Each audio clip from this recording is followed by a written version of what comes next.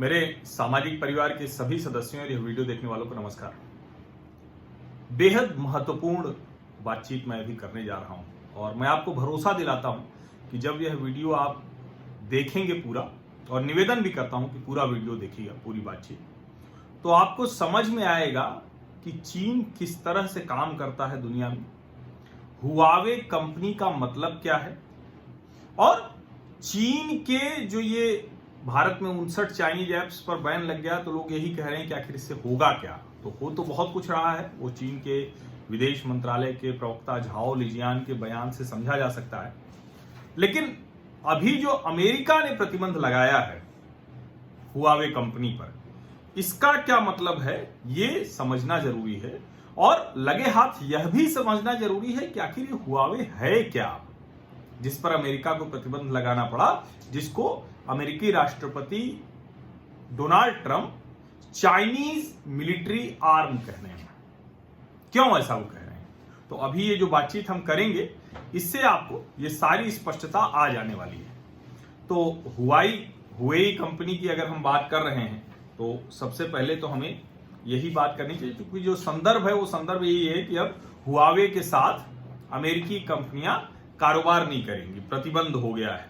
तो Huawei company करती क्या है, ये कंपनी क्या करती है, सबसे पहले यही जानना बेहद जरूरी है। और जब हम उसकी बात करते हैं तो हुआवे करती क्या है, हुआवे मोबाइल फोन बनाती है, टेलीकॉम और नेटवर्किंग के लिए इक्विपमेंट तैयार करती है, सॉल्यूशंस देती है उनको, कंज्यूमर इलेक्ट्रॉनिक्स प्रोडक्ट बनाती है, यानी हर तरह के जो कंज्यूमर इलेक्ट्रॉनिक उत्पाद हम लोग इस्तेमाल करते हैं टेक्नोलॉजी क्षेत्र में, तकनीक के क्षेत्र में, वो। और हुआवे अभी दुनिया की दूसरी सबसे बड़ी मोबाइल फोन निर्माता कंपनी है, ये भी आप जान लीजिए। अभी जो 2G, पहले G फर्स्ट जनरेशन, फिर 2G second generation, 3G third generation, और अभी 4G, ये आपको तब समझ में आएगा जब बहुत अच्छा नेटवर्क, तो मोबाइल 4G, फिर वो 3G पे कन्वर्ट हो जाता है, कभी कोई सिर्फ 2G ही रहता है, और कभी वो एकदम से गायब हो जाता है। तो ये जो अलग अलग जनरेशन, यानी संचार क्रांति की अलग अलग पीढ़ियां, तो 4G के बाद अब दुनिया 5G पे जा रही है, 5th जनरेशन पर, और कहा जा रहा है कि इसके बाद तो एकदम क्रांति हो जाएगी, कि जैसे कोई मतलब एक छोटी पतली पाइप से आ रहा हो और अचानक वो कई गुना बड़ी पाइप से पानी आने लगे, तो ऐसे ही आपके जो डेटा का फ्लो है, आपकी जो इंटरनेट की स्पीड है, जो पहले केबी में नहीं चलती थी अब एमबी में चलने लगी, कई बार वो जीबी में चल जाती है, तो इस तरह से, हालांकि एमबी में अभी चलती है भारत में, दुनिया के अलग अलग देशों में अलग अलग इंटरनेट की स्पीड है। तो ये जो 5G है, 5th जनरेशन नेटवर्क, उस पर सबसे बड़ा काम, सबसे ज्यादा कंपनियों के साथ, सबसे ज्यादा देशों के साथ, सबसे ज्यादा सरकारों के साथ अगर कोई एक कंपनी काम करने जा रही थी तो वो है हुआवे। भारत में भी ये 5G नेटवर्किंग के लिए टेंडर डाल रखा है और भारत की कंपनियों के साथ भी उसके समझौते हैं। अब अमेरिका ने चीन पर आरोप लगाया है कि ये जो हुआवे कंपनी है, इसके जरिए चीन अमेरिकी जो महत्वपूर्ण जानकारियां हैं वो चुरा रहा है, अमेरिका की सुरक्षा के साथ समझौता हो रहा है, और इसने कई बार गलत जानकारियां दी हैं।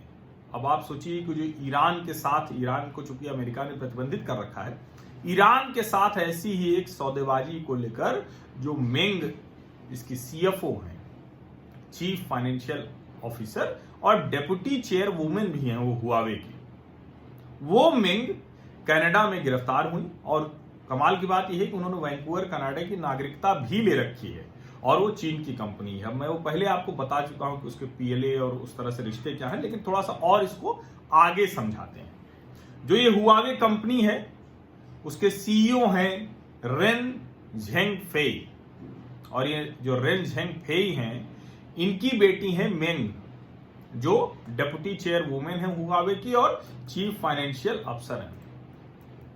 मेंग को चीन में राजकुमारी जैसा दर्जा है। तो राजकुमारी जैसा दर्जा कब मिलेगा, जब पिता को राजा जैसा दर्जा हो। ऐसा ही दर्जा रेन झेंगफेई को है। रेन झेंगफेई बहुत महत्वपूर्ण है चाइनीज कम्युनिस्ट पार्टी के लिए, पीपुल्स लिबरेशन आर्मी के लिए, चीन के लिए।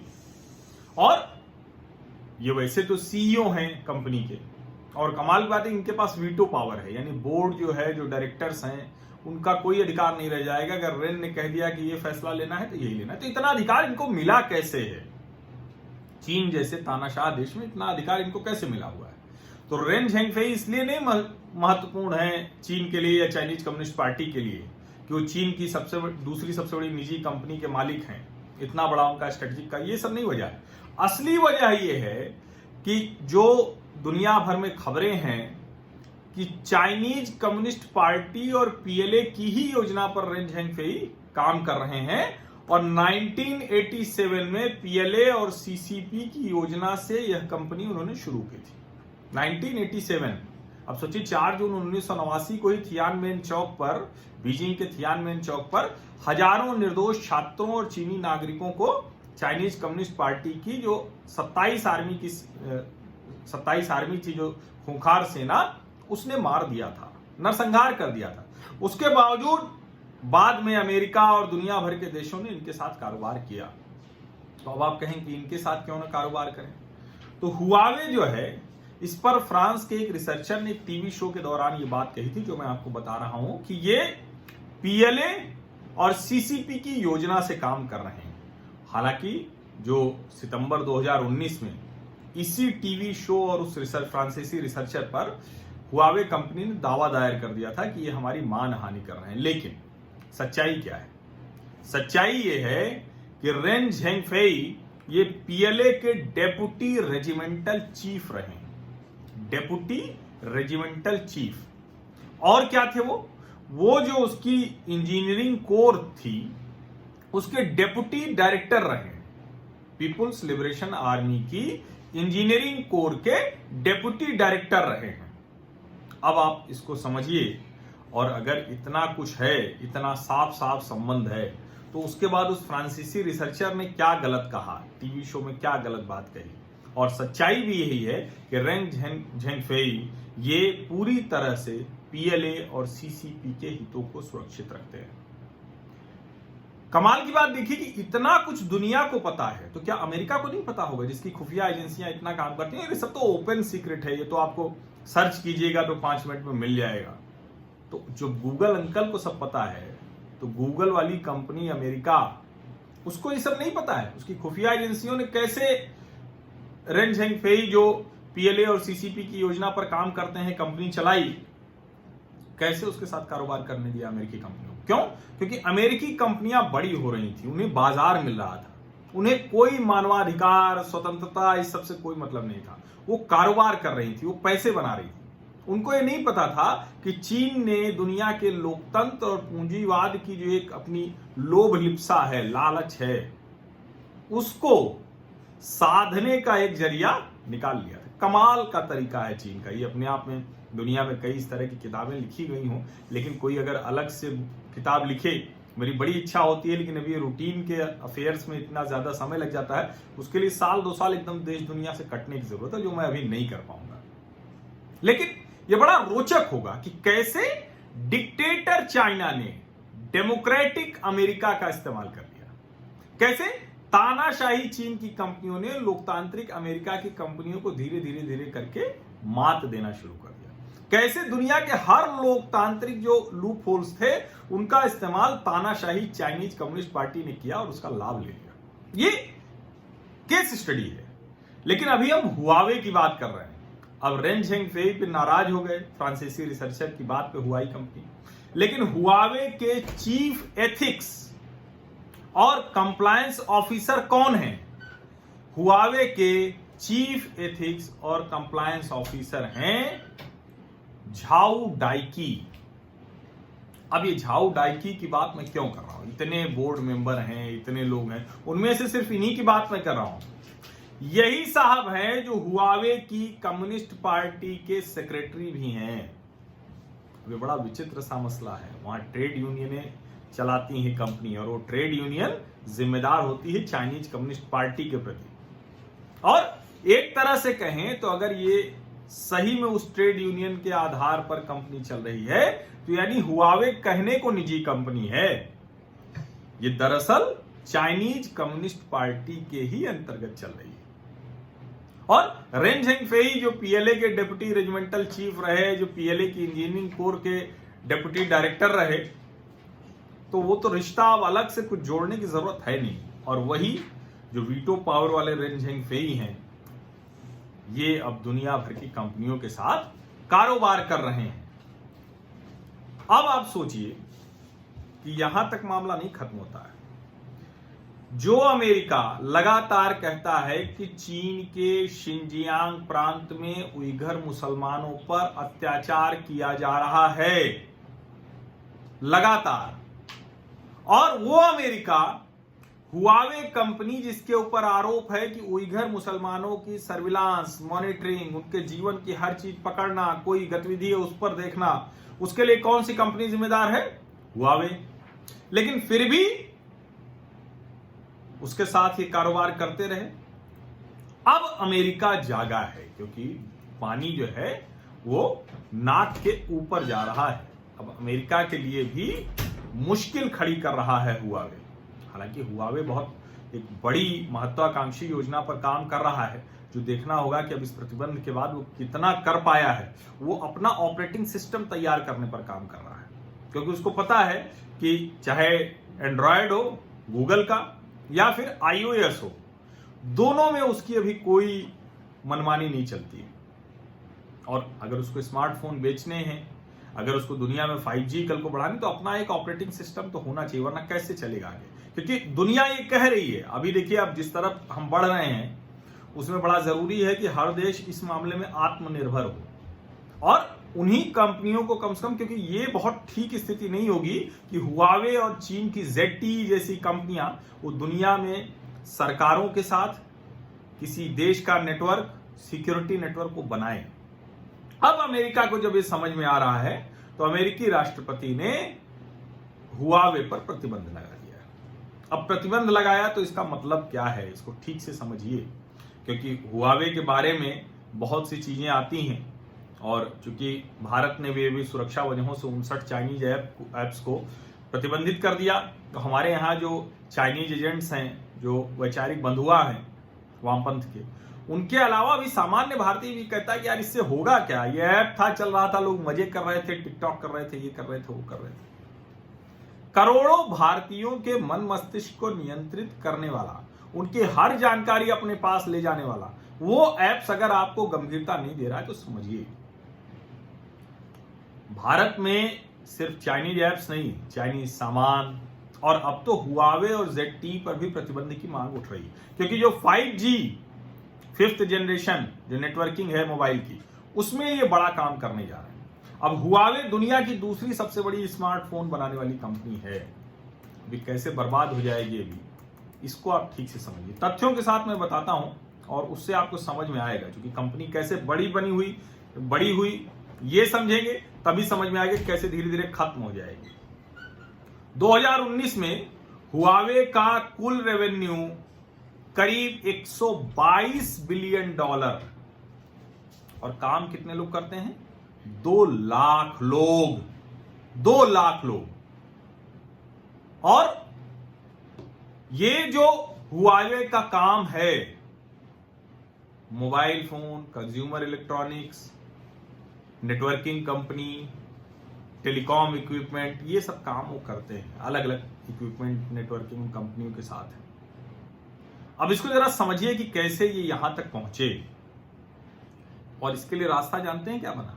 वही हांगकांग जिसको नेशनल सिक्योरिटी लॉ लगाकर चीन खत्म कर देने वाला है। जोशुआ वांग जो प्रो डेमोक्रेसी समर्थक हैं, उन्होंने कहा कि अब हांगकांग के लिए हमें आखिरी लड़ाई लड़नी है, हम लड़ेंगे।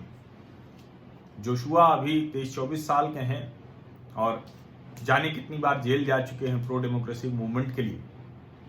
हांगकांग के लोग अपना लोकतंत्र नहीं छोड़ना चाहते और चीन हांगकांग को नहीं छोड़ना चाहता, लेकिन अभी इसी हांगकांग के जरिए चीनी कंपनियां दुनिया में पहुंची थी, क्योंकि उनका एक चेहरा था ये ऑटोनोमस रीजन। ये ऑटोनोमस रीजन जो हांगकांग का है, ये चीन के लिए बड़े काम का था। कितना? हुआवे को चीन के बाहर पहला काम हांगकांग में मिला 1997। 1997 में हांगकांग की कंपनी हचिसन वाम्पोवा इसके लिए टेलीफोन लाइन यानी फिक्स्ड लाइन नेटवर्क प्रोडक्ट का टेंडर उसकी कामयाबी मिली थी। 99 में ही हुआवे भारत के बेंगलोर में अपना रिसर्च सेंटर खोल देता है। उसकी नीति समझिए, उसकी रणनीति समझिए 99 में। और हमारी सरकारों ने उसको उस तरह से समझा नहीं, क्योंकि उस वक्त भारत में तकनीकी की जरूरत थी, संचार क्रांति थी, बहुत सी चीजें तो हो रही थी और हमारे लिए जरूरी भी था और वो सब होता रहा। उसके बाद 2003 में अमेरिकी कंपनी 3कॉम के साथ करार कर लिया। 2005 में वोडाफोन और ब्रिटिश टेलीकॉम यानी यूनाइटेड किंगडम मार्केट। 2007 में अमेरिकी सिक्योरिटी सॉफ्टवेयर कंपनी सीमेंटेक के साथ और हुआवे सीमेंटेक कंपनी बन गई। 2008 में हुआवे ने ऑस्ट्रेलियाई कंपनी ऑप्टस के साथ हाथ मिला लिया, सिडनी में कार्यालय खुल गया। 2008 अक्टूबर में कनाडा की कंपनी बेल मोबिलिटी और उसके बाद फिर टेलस मोबिलिटी और नोकिया सीमेंस के साथ भी इसका करार हो गया। 2009 में नॉर्वे की टेलिया सोनेरा के लिए पहला एलटीई नेटवर्क तैयार किया। अप्रैल 2019 में जाकर चीन के बाहर पहला ग्लोबल ट्रेनिंग सेंटर कहां बनाया? मलेशिया। अप्रैल 2019, अभी पिछले साल। और जो ये पूरी तैयारी थी वो दुनिया के टेक्नोलॉजी नेटवर्क पर कब्जा जमाने की थी। और मैंने आपको कहा कि एक वो ऑपरेटिंग सिस्टम की भी योजना जिसको प्लान बी कहा जाता है, रेन झेंगफेई का प्लान बी, हुआईज प्लान बी। तो ये जो हुआवे का प्लान बी है ये अभी कितना तैयार हुआ है इसका परीक्षण अब होगा। क्यों? क्योंकि अगर वो नहीं सफलता कर पाए तो हुआवे कंपनी ध्वस्त होने वाली है, बर्बाद होने वाली है अगर ये प्रतिबंध टिके रह गए तो। कैसे? हुआवे का स्मार्टफोन का पूरा कारोबार किस पर टिका हुआ है? गूगल के एंड्रॉयड ऑपरेटिंग सिस्टम पर। यानी आप भी जानते हैं दो ऑपरेटिंग सिस्टम, एंड्रॉयड और iOS, तो उस पर टिका हुआ है। अब अगले 3 महीने में हुआवे के स्मार्टफोन में 90 दिन का टाइम दिया हुआ है, गूगल का Android smartphone operating system update करना बंद कर देगा। और फोन में अगर सॉफ्टवेयर अपडेट नहीं होता है ऑपरेटिंग सिस्टम का तो मतलब फोन धीरे धीरे धीरे करके धीमा होगा, काम नहीं करेगा, साइट नहीं खुलेगी और फिर वो बंद हो जाएगा। तो एक तो ये सबसे पहले। दूसरा, जो कंप्यूटर का कारोबार है, कंज्यूमर ड्यूरेबल प्रोडक्ट बनाते हैं, माइक्रोसॉफ्ट का विंडोज 10 और दूसरी जो अमेरिकी कंपनियां हैं उन पर टिका हुआ है, वो भी धीरे धीरे असर पड़ेगा। अब इसका मतलब ये हुआ कि Google, Microsoft, Intel, Nvidia, Qualcomm, इन सब के हार्डवेयर और सॉफ्टवेयर हुआवे के फोन में धीरे धीरे धीरे धीरे चलना बंद हो जाएंगे। 19 अगस्त की तारीख है जब से ये बंद हो जाएंगे। अब इसके बाद सोचिए कि आपका फोन हो और आप उसमें जीमेल न चला सकें, गूगल कैलेंडर न चले, यूट्यूब जिस पर आप मेरी बातचीत सुन रहे हैं वो यूट्यूब न चले, तो आपका फोन किसी काम का होगा? क्योंकि जीमेल, यूट्यूब ये सब तो बेसिक्स में है, वो बेसिक नहीं रहेगा। और सबसे बड़ी बात कि हुआवे जिस प्लान बी का ऑपरेटिंग सिस्टम की बात कर रहा था वो तैयार है क्या? अगर नहीं तैयार है तो फिर तो हुआवे का फोन कोई खरीदने वाला है ही नहीं। और अगर ऑपरेटिंग सिस्टम तैयार कर ही लिया होगा या कर ले, क्योंकि बहुत कठिन है, क्योंकि ऑपरेटिंग सिस्टम भर नहीं होता, फिर एप्स का पूरा एक सिस्टम तैयार करना होता है कि आपको एप्स मिले सारे। अगर ऐप बनेंगे, ऐप मिलेंगे तभी तो ऑपरेटिंग सिस्टम का मतलब है। अभी आप उसमें गूगल के प्ले स्टोर या iOS के उसमें जाते हैं एप्पल में और वो जाके वो ऐप डाउनलोड कर लेते हैं, आपका काम शुरू हो जाता है। ये कैसे करेगा? ये चीन के हुआवे कंपनी के लिए बहुत बड़ा नुकसान होने वाला है। कुल मिलाकर अगर अमेरिकी कंपनियों का यह प्रतिबंध जारी रहा तो हुआवे के लिए बहुत तेजी में, जिसको कहते हैं जिस तेजी में सफलता उसको मिली थी उतनी ही तेजी में वो बर्बाद भी होगा। अब अमेरिका ने प्रतिबंध लगाया है, भारत में प्रतिबंध लगाने की मांग हो रही है और लगना ही चाहिए। हुआवे और ZTE को किसी भी हाल में किसी भी टेक्नोलॉजी कंपनी को नहीं आने दिया चाहिए। आप ठीक है, आप आइए, काम कीजिए, फैक्ट्री लगाइए, सब कुछ ठीक है, हम सब, उसमें कोई दिक्कत नहीं है। लेकिन ये जो टेक्नोलॉजिकल जो एक्सचेंज है, जो हमारे यहां नेटवर्किंग तैयार कर रहे हैं, इसको नहीं करने देंगे। अमेरिका के प्रतिबंध के बाद यूनाइटेड किंगडम और जापान वो कैसे हुआवे को बर्बाद कर रहे हैं जरा देखिए। जापानी कंपनी पैनासोनिक ने कहा है कि हुआवे और उसके समूह की 68 कंपनियों के साथ पैनासोनिक कारोबार नहीं करेगा। यूनाइटेड किंगडम की चिप बनाने वाली कंपनी आर्म ने भी यही कहा है। ब्रिटिश कंपनी वोडाफोन, भारत में भी है, 5G का हिस्सा नहीं रहेगा हुआवे। और इसी तरह से ब्रिटिश कंपनी ईई, इनकी भी जो 5G नेटवर्किंग सेवाएं होगी उसका भी हिस्सा हुआवे नहीं रहेगा। तो फिर काम क्या करेगा? और इसीलिए बहुत जरूरी है कि भारत जल्दी से हुआवे और ZTE पर प्रतिबंध लगाए। जो भारत की एयरटेल और वोडाफोन और जियो जैसी कंपनियों के साथ वो आ रहे थे, उस पर रोक लगे। किसी भी तरह के जहां सूचना एकदम टेक्नोलॉजी से, जहां सिक्योरिटी से जुड़ा हुआ मसला है, वहां चीनी कंपनियों को आउट करना चाहिए। मुझे उम्मीद है कि ये जो करीब 22 मिनट की बातचीत हुई है, इस बातचीत में आपने सब कुछ ठीक से समझ लिया होगा। जो मैंने शुरू में कहा था कि हुआवे कंपनी मतलब क्या, बड़ी कैसे, दुनिया के लिए खतरा कैसे, PLA और CCP से इनका रिश्ता कैसे, और अब ये जो अमेरिका ने प्रतिबंध लगाया, जिसके बाद दुनिया के एक एक करके सारे देश प्रतिबंध लगा रहे हैं और भारत में भी प्रतिबंध लगेगा, इससे हुआवे पर फर्क क्या पड़ेगा कारोबार पर। बहुत बहुत शुक्रिया।